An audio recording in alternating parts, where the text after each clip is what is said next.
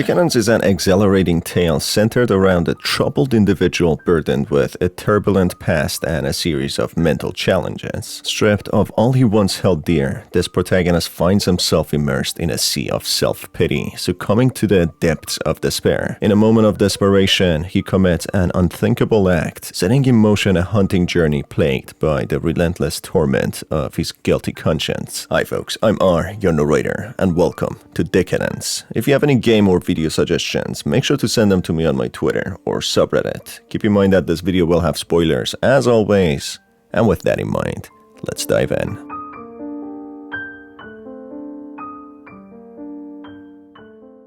The story begins with the exchange of vows, where a woman named Anita confesses her love and devotion to Dean, whom she's getting married to, promising to remain by his side until death do them apart. The keyword in here being death. The protagonist awakens to an empty house and notices a dark smudge on the wall. Initially, everything appears ordinary. On the dresser, there is a photograph of Dean and his wife Anita on their wedding day, which took place on June 12, 1982. Just beside it, there is a telephone. Soon, Dean receives a warm message from Anita on his answering machine. She informs him that she is coming home after a tiring day at work and asks him to prepare the table before her arrival. Looking at the calendar, Dean notices that it's June 7th, 1986, indicating that Anita and Dean should be commemorating their 4th anniversary together very soon. On a fridge, in a letter from Dean's mother, she shares more about Dean and Anita, confirming that they are a newly married couple who recently moved into their new apartment, which doesn't really make much sense here because how would they be newlywed when it's their 4th year anniversary? Unfortunately, their new place is far from Dean's parents' home,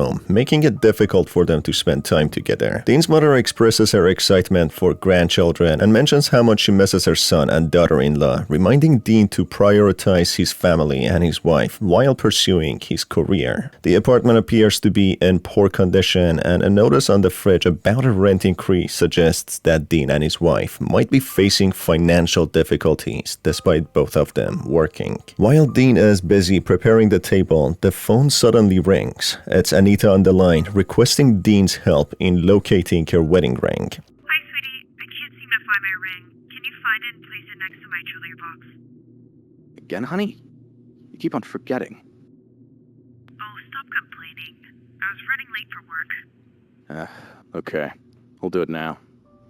She explains that she was in a hurry for work and forgot to put it on. Dean's response indicates that this is not the first time Anita has forgotten her ring, which seems quite strange for someone who has recently just gotten married. While Dean is looking for the ring, he hears a sound of glass breaking. When he goes to inspect, he sees a broken glass, plate, and cutlery all messed up and not like he previously left it. Dean, confused to what may have happened, especially that he is the only one in the house, shrugs it off, stating it's not the first time this happened, starting on cleaning up before his wife's arrival. The stain on the table suggests, however, that the cup was previously used before it broke, which might hint that the dinner had already happened and perhaps dirty, broken glass is a representation of some sort of heated argument that took place there before. The absence of the ring and the wife not wearing it as often as well could be some sort of a hint or indication that she might be unfaithful. Taking in consideration that the letter about rent increase and rundown state of the apartment, it might be that Dean and his wife argued about their dire financial situation and other things. While Dean tidies up the broken items, he suddenly hears a knock on the back door. It's his wife Anita who says that she forgot her keys. As Dean approaches the door, he realizes there's no one on the other side. To his confusion, it seems that the back door leads directly back to the front door of the apartment, creating a strange, never-ending loop. This bizarre occurrence suggests that something extraordinary is happening, and Dean finds himself trapped in his own apartment, reliving his life in an endless cycle. As Dean steps through the doors, he notices the black stain on the wall growing larger and larger. Strange objects start appearing in different spots, indicating the passing of time. time. The calendar now displays June 8, 1968, indicating that a whole day has seemingly gone by without Dean ever leaving his apartment or even getting any sleep. While Anita is in the shower, she asks Dean to clean up the mess that he left in the living room.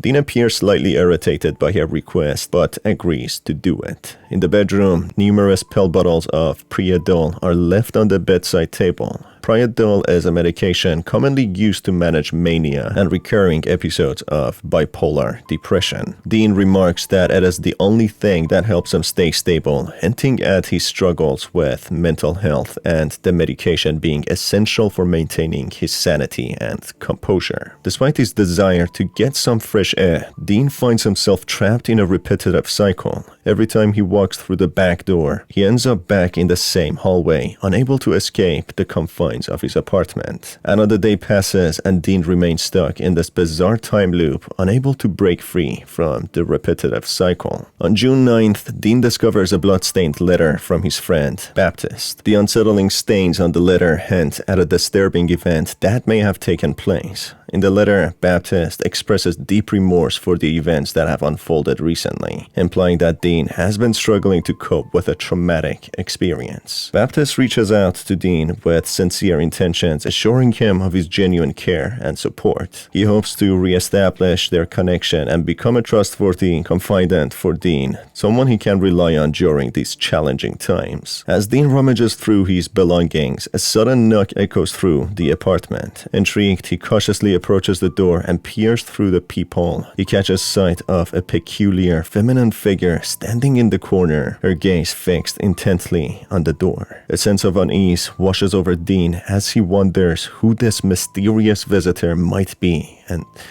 what her presence signifies. As Dean surveys his surroundings, he can't help but notice the disarray that has taken over his once tidy home. Dirty plates are scattered about, empty beer bottles litter the tables, and cigarette butts fill the ashtray. Unwashed clothes lie haphazardly on the floor, and the bedsheets are unkempt and soiled. It is clear that Dean's mental state is deteriorating, as evidenced by the chaotic state of his living space. It becomes apparent that he is trapped in a cycle of making poor decisions, caught in the grip of something deeply traumatic. As Dean gazes up on the wall, he notices a peculiar black stain that seems to be expanding and spreading like a relentless disease. It engulfs everything in its path, from the paintings and pictures of his wife. The stain's eerie presence permeates the house, casting a shadow of unease and uncertainty. Adding to Dean's distress, he opens the wardrobe only to find empty hangers where his wife's clothes once hung, implying that she may have taken them all with her, hinting at the possibility of her departure and a potential divorce. Curiously, dark smudges start to materialize on the floor, as if someone was dragged through them, forming a sinister trail from the bathroom where Anita had been showering to the front door. As Dean attempts to engage in conversation with Anita, she becomes defensive and cold, urging him to maintain his distance and implying that his presence is unbearable and suffocating. Frustrated by her response, Dean insists that she must talk to him, determined to bridge the growing divide between them. With mounting apprehension, he pushes open the bathroom door only to find it empty, devoid of Anita's presence. Instead, a sprawling black stain sprawls across the walls and floor, an ominous marker of the unknown. Continuing his perplexing journey through the doors, the stain on the wall grows even larger in size, now taking the eerie form of a human body outline. In an unsettling turn of events, the enigmatic feminine figure that Dean had glimpsed through the peephole now stands before him, fixedly gazing at him in front of the expanding black stain. Dean receives a letter from Arthur, his employer, asking for an explanation of his recent unsolicited absence of 6 days, suggesting Dean had a job which he most likely wasn't very happy with and didn't care much about. As he delves further into his belongings, Dean comes across an old, overdue letter from funeral services, dated July 26th of 1983. The presence of this letter letter hints at the death of someone close to Dean, and his current financial and mental state appears to have made it challenging for him to fulfill the financial obligations associated with the funeral. Another unopened letter catches his attention, this one from the Baltimore City Sheriff's Office, bearing the date April 7th, 1983. The presence of such a letter implies the possibility of foul play or some other unresolved matter. Despite the significance of these unopened letters, Dean seems reluctant to confront their contents, suggesting that he has been avoiding them for an extended period, even as the years have passed by. Within the confines of the bedroom, Dean stumbles upon a mannequin adorned with a photograph of the U-Haul truck from the day that he and Anita embarked on their journey to their new apartment, a symbolic representation of their shared aspirations for a better future. Curiously, the back of the photograph bears a sinister message etched in ink: "We're not the first to live in this apartment, and we won't be the last, but we'll be the ones who never leave." This chilling inscription suggests that countless individuals have come and gone from this dwelling, yet the souls of the newlyweds may find themselves forever entwined within its walls, unable to escape its clutches. Dean, being spooked, tries to leave the room, but as soon as he turns around, he notices a shadow of a woman. Dean then quickly moves towards the exit door when the door to the bedroom shuts fiercely behind him. Stepping back into the apartment, Dean's surroundings have taken on an eerie transformation. The once prominent black stain on the wall has mysteriously vanished, leaving no trace of its presence. The atmosphere is heavy with the sorrowful sound of muted weeping, the source of which Dean recognizes as his wife's distressed cries. As Dean gazes upon their wedding photograph, a disheartening sight greets him: the image of his own face, once filled with joy and love, now obscured by a sinister black smudge. Amidst the unsettling scene, Dean discovers a letter from a law firm urging him to make contact regarding his wife's estate, asset distribution, and the probate process. It becomes evident that Dean's beloved wife has tragically passed away, and now he is faced with the responsibility of handling the legal matters left in the wake of her departure. Struggling to come to terms with his devastating loss, Dean's grief manifests in his reluctance to engage with the letter, his anguish evident through the scribbles that scar its surface. The calendar suggests it's 11th of June 1986, just a day before Dean and Anita's supposed 4th anniversary. Day by day, the state of the apartment progressively becomes worse and worse as beer bottles pile up, as well as unwashed dishes and cigarette butts, suggesting Dean being in a self-destructive state of mind. The once familiar hallway, now adorned with multiple doors that seemingly materialized out of thin air, adds an unsettling touch to the already surreal environment.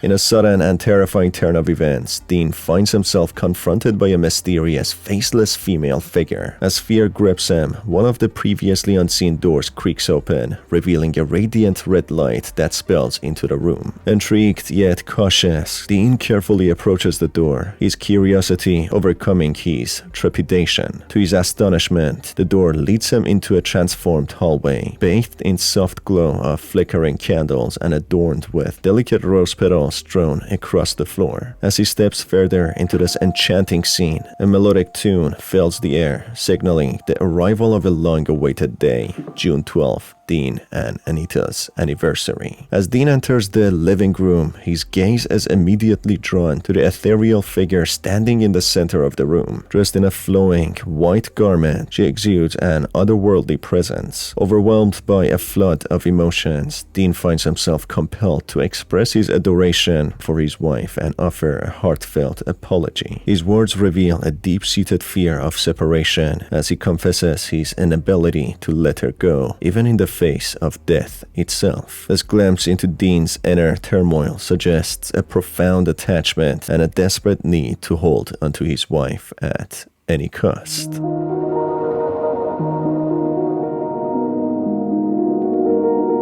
The deterioration state of Dean's mind, coupled with the challenges that he faced in his marriage and finances, casts a shadow of suspicion over his actions. The unopened letters from the sheriff's office and the funeral home, dated back to July of 1983, serve as a chilling reminder of a tragic event that took place just 1 year after Dean and Anita exchanged their vows. It becomes increasingly apparent that Dean may have committed an unthinkable act, depriving his wife of her life when she made the decision to leave him in the days leading up to their first anniversary. The haunting presence of the demonic figure resembling Anita intensifies as the anniversary approaches, replaying the events that unfolded during that fateful time. This harrowing clue suggests a deeply disturbing truth that Dean, driven by his deteriorating mental state and the overwhelming pressures in his life, may have crossed the line and forever altered their relationship. The ominous black stains stretching from the bathroom to the entrance door hints at a tragic event that unfolded within the confines of that small space. It becomes apparent that the bathroom may have been the site where Anita's life was tragically taken from her. After a heated argument between Dean and Anita, Dean entered the bathroom only to be confronted by an unsettling sight. The once pristine surfaces were now marked with massive black stains, a haunting reminder of the darkness that had unfolded in that very room. The presence of the stain serves as somber testimony to the harrowing events that transpired and the devastating truth that Dean is now forced to confront. Dean's fragile mental state, evident from the pills indicating his struggles with mania, becomes a significant factor in the unfolding tragedy. In a desperate attempt to conceal his actions, Dean dragged Anita's lifeless body towards the entrance door, leaving a trail of incriminating evidence behind. The letter from Dean's employer further adds to the sense of unease as it reveals Dean's unexplained absence from work for 6 days. This absence aligns with the timeline of the tragedy, suggesting that Dean's focus during that period was solely on covering up his wife's death. Despite the passage of 4 years since their wedding and 3 years since the tragic incident, Dean remains fixated on his relationship with Anita, someone he couldn't simply just let go. His statement about being married for 4 years indicates that he still relives the moments that they spent together in his mind. His assertion that even death cannot separate them reveals his deeply disturbed psyche, wherein he clings to the delusion that they are still together regardless of the reality of Anita's demise. Anita's arguments about feeling suffocated and Dean's inability to let her go paint a picture of a relationship filled with toxicity and control. It becomes clear that Anita yearned to escape the stifling environment, and Dean's extreme actions reflect his unwillingness to let her leave, even if it means keeping her with them